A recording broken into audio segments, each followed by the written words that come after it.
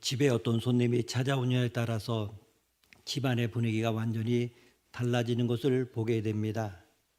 예를 들어서 자기 친족 중에서 가장 성공을 했고 유명하게 된 사람이 찾아왔다면 그 집 식구들은 모두가 어깨가 으쓱할 것이고 집안 식구들의 얼굴에는 기쁨을 감추지 못할 것입니다. 그러나 형제 중에서 주벽이 아주 심하고 오기만 하면 행패를 부리거나 소리를 지르고 물건을 두들겨 부수는 사람이 왔다고 하면 식구들은 모두 다 싫어할 것이고 안절부절하지 못할 것입니다. 우리 기독교에서는 신방이라고 하는 아주 중요한 제도가 있습니다. 이것은 목회자나 교인들이 다른 성도들의 집을 방문해서 문안하고 함께 예배를 드리는 것입니다.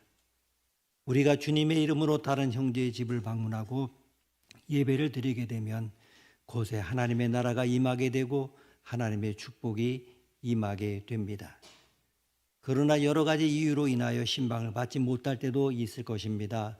예를 들어서 자기는 예수를 믿지만은 집안의 가장이 심하게 기독교를 반대하거나 핍박할 때에는 목사님을 영접해서 예배를 드리지 못할 것입니다. 우리 기독교에는 가장 중요한 것이 말씀입니다. 우리가 모이는 것은 하나님의 말씀을 듣기 위한 것이고 우리에게는 항상 하나님의 말씀이 우리 모든 신앙과 활동의 중심이 되고 있습니다. 때때로 어떤 분들은 왜 항상 교회에서 딱딱하고 재미없게 하나님의 말씀만 중심이 되어야 하는지 모르겠다고 하면서 다른 것을 교회의 중심에 끌어들이려고 하는 분도 있습니다. 그러나 오늘 말씀은 교회의 하나님의 말씀이 얼마나 중요한지 깨닫게 해주고 있습니다. 또한 이것이 우리가 사는 유일한 길이라 말씀하고 있습니다. 성경은 하나님께서 세상을 창조하고 난 후에 보시기에 좋았다라고 말씀하셨다고 기록하고 있습니다. 반면에 하나님께서 좋지 않다고 말씀하신 것이 있습니다. 그것이 무엇입니까? 아담이 혼자 사는 것이었습니다. 이에 하나님은 돕는 배필인 하와를 지으셨습니다. 이를 통해 하나님은 외로움과 고독을 싫어하신다는 것을 알 수가 있습니다. 하나님의 형상대로 지음받은 우리 인간들도 외로움과 고독을 싫어합니다.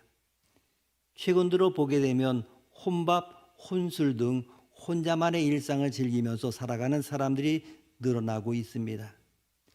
행정안전부의 발표에 따르면 홀로 사는 가구가 2022년에 720만 2천 가구로 전체 가구의 34.5%입니다. 홀로 사는 가구가 보편적 가구 형태가 되었음을 보여주는 그러한 결과입니다. 많은 젊은이가 타인과 어울리는 것을 불편해하고 가능하면 혼자 있고 싶어합니다. 그렇다면 다른 사람과 관계를 맺지 않고 홀로 살아가는 인생이 평안하고 행복하겠습니까? 2018년 잡코리아에서 20대를 대상으로 설문조사한 결과 10명 중에 6명이 고독감을 느낀다고 대답을 했습니다. 공허하고 외롭다고 하는 것입니다. 행복하지 않다는 것입니다. 2018년 영국의 메이 총리는 내각의 외로움 담당 장관을 임명을 했습니다. 국민들이 안고 있는 외로움의 문제를 적극적으로 대처하기 위함이었습니다. 사회적 단절로 인한 정신적 고통이 매일 담배 15개비를 피우는 것만큼 건강에 해롭다는 연구 결과가 나왔습니다. 이에 영국 정부는 외로움을 개인적 불행이 아닌 사회적 전염병이고 공동체의 건강을 위협하는 국가적인 문제로 인식을 한 것입니다. 하나님의 형상대로 지음받은 인간은 반드시 누군가 더불어 살아야 됩니다. 사람은 결코 혼자서는 살아갈 수가 없습니다. 여러분이 한자인 사람인자 그 한자를 한번 보십시오. 그 한자를 보게 되면 두 획이 서로 기대어 있는 모양입니다. 이처럼 사람은 누군가의 서로 관계를 맺으며 살아가게 되어 있습니다. 인간은 관계가 가장 중요합니다. 그래서 철학자들은 사람을 사회적 동물이라고 했습니다.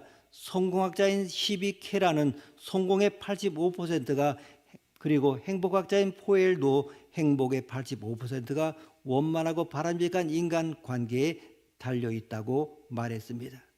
관계지수가 곧 행복지수가 된다고 하는 것입니다. 관계를 소홀히 하고 무시하고 관계에 실패하게 되면 인생을 살 수가 없습니다. 반대로 관계를 중요하게 생각하고 관계에 성공하게 되면 성공한 인생을 살아갈 수가 있습니다. 하버드 대학교의 위관 박사는 직장, 가정, 생활, 사회생활 등 각 분야에 실패한 사람들을 조사를 했습니다. 그 결과 전문 지식이 모자라 실패한 사람들은 불과 15%밖에 되지가 않았습니다. 그리고 나머지 85%의 사람은 인간관계의 잘못으로 실패했다고 합니다. 미국 카네기 재단에서도 5년 동안 사회적으로 성공한 사람 1만 명을 대상으로 성공 비결을 물었습니다. 그 결과 85%의 사람들이 인간관계를 잘했기 때문에 성공했다 대답했습니다. 어쩌면 실력보다도 더 중요한 것이 바로 관계입니다. 그러하기 때문에 성공적인 인생, 행복한 인생을 살려고 하면 관계를 잘 맺어야 합니다. 우리 그리스도인들은 두 가지 관계를 맺으며 살아갑니다. 하나는 사람과의 관계입니다. 그리고 다른 하나는 하나님과의 관계입니다. 그런데 믿는 자들 중에 눈에 보이는 사람과의 관계는 중요하게 생각하면서도 눈에 보이지 않는 하나님과의 관계는 그리 중요하게 생각하지 않은 경우가 있습니다. 이것은 옳지가 않습니다. 사람들과의 관계보다 하나님과의 관계가 더 중요합니다. 하나님을 떠나서는 죄와 죽음의 문제를, 외로움과 고독의 문제를 해결할 길이 없습니다. 하나님과의 관계가 없으면 하늘로부터 임하는 참된 평안과 온전한 행복을 누릴 수가 없습니다. 인간은 하나님과 친밀한 교제를 나누며 하나님의 음성을 들으며 살도록 창조가 되었습니다. 그런데 첫사람 아담이 하나님 앞에서 죄를 짓고 타락함으로 인하여 에덴 동산에서 쫓겨났습니다. 하나님과의 관계가 단절이 된 것입니다. 아니, 하나님과 원수된 관계에 놓이게 되었습니다. 그래서 골로새서 1장 21절 말씀 보면 전에 악한 행실로 멀리 떠나 마음으로 원수가 되었던 너희를, 바로 아담의 후손으로 태어난 모든 인간은 한 사람도 예외 없이 하나님을 떠나 하나님과 원수가 되었습니다. 그러한 증거가 무엇입니까? 하나님이 창조하신 이 세상에 살면서도 하나님이 없다고 말하고 하나님을 대적하고 더 나아가 자신의 인생의 주인으로 삼고 살아갑니다. 지금도 하나님과 원수 관계에 있는 사람들은 하나님 없이도 얼마든지 살 수 있다고 말합니다. 동성간의 결혼을 주장하는 등 창조의 질서를 부정하고 이 세상에 더 이상 교회가 필요 없다라고 하며 교회 없는 세상을 만들고자 합니다. 결국 인간의 중심이 되는 휴머니즘을 주장하는 것입니다. 이렇게 아담의 후손으로 태어난 우리 모두는 마음으로부터 하나님과 원수가 되었습니다. 하나님과 원수가 되었기 때문에 이제 하나님의 심판을 피할 수 없는 본질상 진노의 자녀가 된 것입니다. 그래서 성경은 예수 믿기 전 사람의 상태를 이렇게 표현하고 있습니다.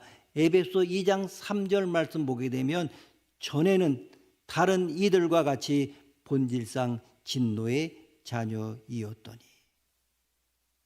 하나님과 원수가 되고 그리고 하나님의 진노를 피할 수 없는 본질상 진노의 자녀가 된 자의 마음 가운데 어떻게 평안이 있고 자유함이 있겠습니까? 우리가 세상의 권력자들과 원수를 맺으면 잠을 이루지 못하는데 전능하신 하나님과 원수된 관계 속에 살아가는 인생들이 온전한 평안과 참된 자유를 누릴 리 만무합니다. 아담과 하와를 보십시오. 그들이 범죄하고 난 다음에 가장 먼저 경험한 것이 무엇입니까? 두려움입니다. 아담과 하와가 선악을 알게 하는 나무의 실과를 따먹고 숨어 있을 때에 하나님이 아담을 찾아 물으셨습니다. 내가 어디 있느냐? 그때 아담이 대답합니다. 내가 벗었으므로 두려워하여 숨었나이다. 하나님을 떠나 원수된 관계를 맺고 본질상 진노의 자녀로 살아간 사람들은 두려움 속에서 살아갈 수밖에 없습니다. 얼마나 많은 사람들이 오늘도 불안과 두려움 속에서 인생을 살아가고 있습니까? 죽음에 대한 두려움, 실패에 대한 두려움, 미래와 질병 그리고 헤어짐에 대한 두려움 등 수많은 두려움을 안고 살아가고 있습니다. 오늘 여러분은 가장 먼저 하나님과의 원수된 관계를 청산하고 주님과의 관계를 회복을 해야 합니다. 아담과 하와가 죄를 짓기 전에 에덴 동산에서 하나님의 음성을 듣고 하나님과 친밀한 사귐을 가졌던 그 이상의 관계를 회복을 해야 합니다. 아담의 후손으로 살아간 우리에게 가장 먼저 필요한 것은 하나님과의 관계 회복입니다. 모세가 시내산에 받은 그 십계명을 보십시오. 하나님과 관련된 그 계명이 먼저 주어졌습니다. 하나님과의 관계를 회복하는 것이 먼저이기 때문입니다. 이 하나님과의 관계가 뒤틀리게 되면 모든 관계가 뒤틀릴 수밖에 없습니다. 하나님과의 관계가 바로 세워지지 않으면 사람과의 관계도 바로 세워질 수가 없습니다. 하나님과의 관계보다 사람과의 관계를 더 중요하게 생각하는 사람들이 있습니다. 직장 상사의 관계를 더 중요하게 생각하고 우상 앞에 절하는 사람이 있습니다. 예배보다 돈 버는 일이 더 중요하게 생각하는 사람이 있습니다. 잘못된 순서를 바로 잡아야 합니다. 하나님과의 관계가 먼저입니다. 하나님과의 관계를 어떻게 회복할 수 있습니까? 어떻게 하나님과의 원수된 관계를 청산하고 타락하기 이전에 아담처럼 하나님과의 화목한 관계를 맺을 수 있습니까? 방법은 하나입니다. 인간은 신분상 하나님과 같을 수가 없습니다. 하나님은 창조주이신 반면에 우리는 그분에 의하여 창조된 피조물이기 때문입니다. 창조주와 피조물은 그 어떤 경우도 동등될 수가 없습니다. 그럼에도 오늘 본문은 놀라운 사실, 즉 우리가 하나님과 같은 신분임을 밝혀주고 있습니다. 12절 말씀 함께 읽습니다. 12절입니다. 영접하는 자 곧 그 이름을 믿는 자들에게는 하나님의 자녀가 되는 권세를 주었으니 아멘. 누군지 빛으로 이 땅에 오신 주님을 영접하기만 하면, 그 이름을 믿기만 하면 하나님의 자녀가 되는 권세를 하나님께서 부여해 주셨습니다. 인간이 하나님의 자녀가 된다는 의미가 도대체 무엇이겠습니까? 사람이 개를 아무리 사랑해도 개가 사람 같은 신분 혹은 존재가 될 수 없는 법이기 때문에 개를 자식으로 삼는 인간은 이 세상에 그 어디에도 없습니다. 이런 관점에서 창조주 하나님께서 피조물에 지나지 않은 인간을 당신의 자녀로 삼아 주신다고 하는 것은 하나님께서 하찮은 인간을 당신과 동등한 신분으로 받아주심을, 회복시키심을 의미합니다. 여러분, 이 하나님의 자녀라고 하는 의식이 얼마나 중요한지 모릅니다. 예수님을 20년, 30년 믿은 사람도 종종 좌절에 빠집니다. 내가 정말 하나님의 자녀인가? 내가 오늘 죽으면 천국에 갈 수 있을까? 마음이 흔들립니다. 우리는 이 하나님의 자녀의 의식을 꼭 가지고 살아야 됩니다.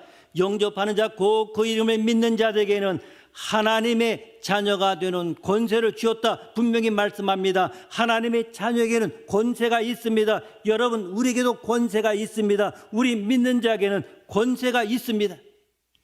너희가 내 이름으로 병든 자를 치료하며 귀신을 내쫓으며 뱀을 집어도 해를 당하지 않으며 새 방언을 말하며 병든 자에게 손을 얹은즉 나으니라. 아멘. 우리에게 권세가 주어졌습니다. 여러분, 우리는 권세가 있는 사람입니다.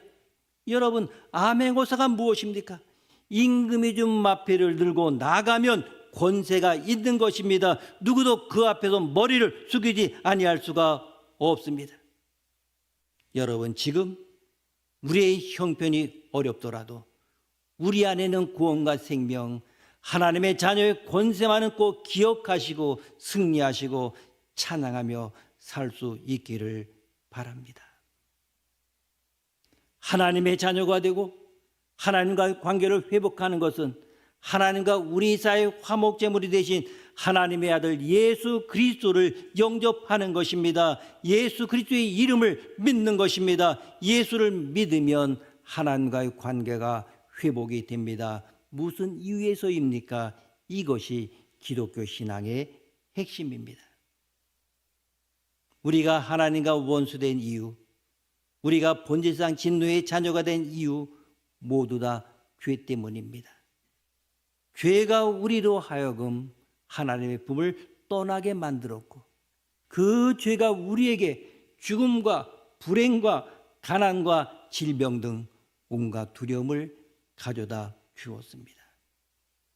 그런데 2000년 전 하나님의 아들 예수 그리스도가 이 땅에 인간의 몸을 입고 찾아오셨습니다. 가장 낮은 자의 모습으로 오셔서 온갖 고난을 받으시고 십자가에 달려 죽으심으로 하나님과 나 사이의 죄악의 문제를 해결해 주셨습니다. 예수님이 내 죄를 대속하신 것입니다. 그가 흘리신 보혈의 피로 나의 죄를 대신 속죄하여 구원에 이르도록 하셨습니다. 죄는 인간의 어떠한 노력으로도 사라지지 않습니다. 반드시 그 값을 치러야 됩니다. 그 죄값은 수치와 형벌 그리고 죽음입니다. 그런데 이 땅에 오신 예수님이 시간과 공간을 초월해서 내 죄를 담당하시고 십자가에서 그 죄값을 대신 치르셨습니다. 이 복음을 믿게 되면 하나님과의 관계가 회복이 되어집니다. 하나님의 자녀가 된 자들에게는 하나님의 자녀만이 누릴 수 있는 권세가 있습니다. 언제든지 하늘 아버지에게 나아갈 수 있습니다. 하나님의 아들로서 하늘의 아빠 아버지 앞에서 투정 부리기도 하고 필요한 것에 대해서는 당당하게 요구할 수도 있습니다. 또한 언제든지 아버지 앞에 나아가 부르짖어 기도할 수 있습니다. 로마서 8장 15절 말씀 보면 양자의 영을 받았으므로 우리가 아빠 아버지라고 부르짖느니라. 아멘. 기도는 아무나 하는 것이 아닙니다. 하나님의 자녀가 된 자가 하늘에 계신 아버지께 하는 것입니다. 우리가 기도할 대상은 바로 하늘과 땅의 권세를 가지신 하나님 아버지입니다. 그러므로 자녀된 우리는 인생이 힘들고 어려울 때 그 문제를 가지고 아버지 앞에 나아가야 됩니다. 그러면 하늘에 계신 아버지께서 들으시고 가장 좋은 것으로 응답해 주십니다. 마태복음 7장 11절 말씀 보면 너희가 악한 자라도 좋은 것으로 자식에게 줄 알거든 하물며 하늘에 계신 너희 아버지께서 구하는 자에게 좋은 것으로 주시지 않겠느냐. 아멘. 하늘에 계신 하나님 아버지는 우리가 구할 때 여러분의 영혼에 가장 좋은 것으로 응답해 주십니다. 그러므로 늘 아버지 앞에 나아가 구하십시오. 이것이 바로 하나님의 자녀된 자만이 누릴 수 있는 권세입니다. 주님을 영접하고 믿는 자는 단지 형식상이거나 명목상의 자녀가 아니라 명실공히 하나님의 적자로 삼아주십니다. 하나님께서 당신의 자녀로 당신의 적자로 삼아주신다고 하는 것은 하나님께서 친히 우리의 친아버지가 되어주심을 뜻합니다. 친아버지란 대체 어떤 존재입니까? 저는 제 아이의 친아버지입니다. 저는 제 자식을 위하여 저의 시간과 재력과 그리고 모든 것을 희생하며 헌신할 수 있습니다. 아이가 홀로 해결할 수 없는 일을 위하여 천국 같은 제 시간을 쏟아 부을 수 있고 아이가 스스로 다다를 수 없는 곳이라고 하면 제 발이 부르트고 며칠씩 몸살할지언정 아이를 등에 업고서라도 목적지에 이룰 수 있습니다. 저는 창조주가 아닙니다. 그냥 보잘것없고 유한하게 짝이 없는 인간일 따름입니다. 그런데 자식에 대한 저의 사랑이 이 정도일진데 어찌 하나님 아버지의 사랑이 이만 못하겠습니까? 하나님도 당신의 자녀는 우리에게 죄와 용서와 구원, 참 생명과 영원한 천국 그리고 정말 진리 안에서의 새로운 삶을 주셨습니다. 그 모든 것을 우리에게 거저 주시려 당신의 독생자를 십자가의 제물로 삼으셨습니다. 하나님의 이 엄청난 사랑 앞에 자식에 대한 우리의 사랑을 사랑이라 부르기조차 민망할 따름입니다.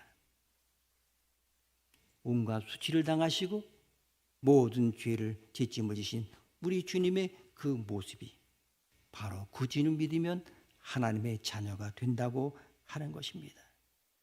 그런데 우리가 예수님 영접하면 어떤 일이 일어납니까? 고린도전서 1장 30절 말씀 보게 되면 너희는 하나님부터 나서 그리스도 예수 안에 있고 예수를 믿으면 가장 먼저 예수님의 영이 내 안에 찾아오십니다. 그리고 내가 주님 안에, 주님이 내 안에 거하는 신비한 연합이 이루어집니다.